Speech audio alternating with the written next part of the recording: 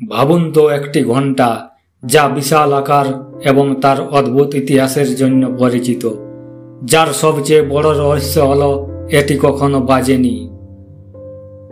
মস্কোর ঘণ্টা বা জার বেল বিশ্বের বৃহত্তম ঘণ্টা, যা তামা ও টিনের সংকর ধাতু বেল ব্রোঞ্জ দিয়ে তৈরি। এটি 202 টন ওজনের এবং এর উচ্চতা 6.14 মিটার ও ব্যাস 6.6 মিটার। এটি এতটাই বড় যে এটিকে কখনো ঝুলিয়ে রাখা সম্ভব হয়নি।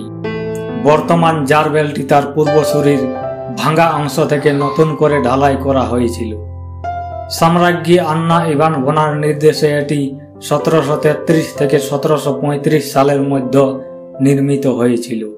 এটি তৎকালীন বিখ্যাত রুশ কারিগর ইভান মটরিন এবং তার ছেলে মিখাইল মটরিন এটি তৈরির দায়িত্বে ছিলেন।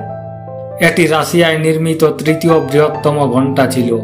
এর আগের দুটি ঘণ্টা যথাক্রমে 1650 এবং 1701 সালে তৈরি হয়েছিল, কিন্তু অগ্নিকাণ্ডে ধ্বংস হয়ে গিয়েছিল।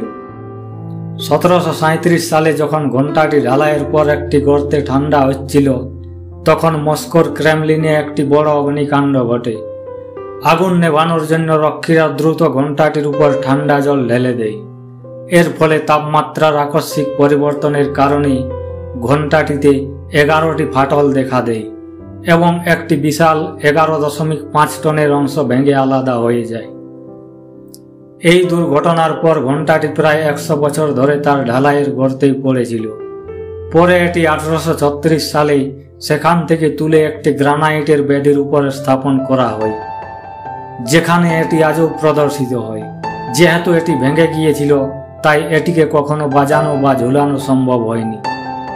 রাশিয়ায় এই ঘণ্টা নিয়ে একটি জনপ্রিয় পৌরাণিক কাহিনী প্রচলিত আছে। বলা হয় যে জার পিটার দ্য গ্রেটের নির্দেশে তৈরি একটি ঘণ্টা বাজানোর চেষ্টা করা হয়েছিল, কিন্তু সেটি বাজেনি। রাগে একটি তার হাতের ছড়ি দিয়ে ঘণ্টায় আঘাত করলে এটি ভেঙে যায় এবং ঘণ্টাটি মাটির নিচে চলে যায়। যদিও এটি জার বেলের বাস্তব ইতিহাসের সাথে মেলে না, তবে এটি ঘণ্টাটির রহস্যময়তা আরও বাড়িয়ে দিয়েছে।